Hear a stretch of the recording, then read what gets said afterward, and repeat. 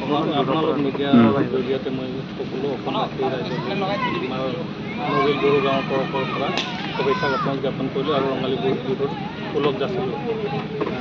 আজি আমি নৱমতম বড়ো এই নবিল বড়ো গাঁৱৰ পৰা ৰঙালী বিহু উদযাপন কৰিছোঁ বৈশাগু। সেই বৈশাগু বিহুত আমাৰ যোৱা 1 তাৰিখৰ পৰা উদ্বোধন কৰি খেলা ধূলাকে আদি কৰি আজি শেষ। আজি বহাগৰ 20 বহাগ আজি শেষ মানে উপনীত হোৱা হৈছে আজি। গতিকে আজি বঁটা বিতৰণিৰ লগতে গোটেই নবিল বড়ো গাঁৱৰ ৰাইজে ফূৰ্তিৰে ৰঙালী বিহু উদযাপন কৰিব আৰু এই মঞ্চত আজি এজন বিশিষ্ট গায়ক নিমন্ত্ৰণ কৰা আছে, ধনঞ্জয় বড়ো ওদালগুৰিৰ পৰা। গতিকে আমি ইয়াত সকলো ৰাইজে একগোট হৈ আৰু একমত হৈ আমি এই বিহু ৰঙালী বিহু উদযাপন কৰিবৰ কাৰণে আমি আগবাঢ়ি আহিছোঁ। আৰু আজি এই উদযাপনতে আমি সকলোকে ল'ৰা ছোৱালী খেল ধেমালি কৰাই তেখেতসকলক আমি বঁটা বিতৰণ অনুষ্ঠান কৰিলোঁ আজি। আপোনালোকৰ ওচৰেদি সকলোকে অসমবাসী ৰাইজক শেহতীয়াকৈ হ'লেও ৰঙালী বিহুৰ শুভেচ্ছা যাচিলোঁ।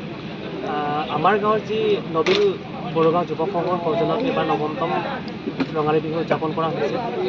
এই উদযাপন আমাৰ প্ৰত্যেক বছৰে হয়। আমাৰ ইয়াত বিভিন্ন ধৰণৰ বহাগৰ প্ৰথম 1 তাৰিখৰ পৰাই খেল ধেমালি যিটো আগৰ পৰাই চলি আছিলে এইবাৰো তেনেকৈ চলি গ'ল। আৰু লগতে আমাৰ ইয়াত যি জ্যেষ্ঠসকল আছে তেখেতসকলৰ সম্বৰ্ধনা অনুষ্ঠানো আমি পালন কৰোঁ। সেই সম্বৰ্ধনা অনুষ্ঠানো আমাৰ সমাপ্ত হৈছে। আজি আমাৰ যি সাংস্কৃতিক সন্ধিয়া, সেই সাংস্কৃতিক সন্ধিয়াত আমাৰ মুখ্য আকৰ্ষণ হিচাপে আহিব আমাৰ ওদালগুৰিৰ পৰা ধনঞ্জয় বড়ো দা। এনেকৈ ধৰি লওক আমাৰ স্থানীয় শিল্পীও আছে আমাৰ লগত, আমাৰ গাঁৱৰে দৈমাৰীদেৱ, তেখেতেও আমাৰ ইয়াত পৰিদৰ্শন কৰিব আজি। মুখ্য অতিথি হিচাপে আমাৰ বিধায়ক, আমাৰ সদৌ সমষ্টিৰ বিধায়ক শ্ৰীযুত পদ্ম হাজৰিকা দেৱো আহিব। তেখেতকো নিমন্ত্ৰণ আমি সদায় আগবঢ়াইছোঁ। তেখেতো খন্তেক সময়ৰ পাছতে আহি পাবহি। যি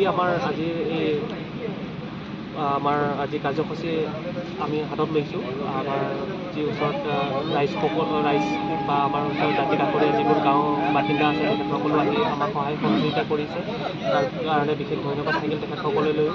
আৰু যাতে আজি এই শুভ সন্ধিয়াটো তেখেতসকলৰ সহায় সহযোগিতা কৰি পেলাই উলহ মালহেৰে আমাৰ যি ৰঙালী বিহু আমি উদযাপন কৰিছোঁ, প্ৰত্যেকে যাতে উলহ মালহেৰে দিনটি পাৰ কৰে তাৰ বাবে প্ৰত্যেকে আমাক জনাইছোঁ। ঠিক আছে।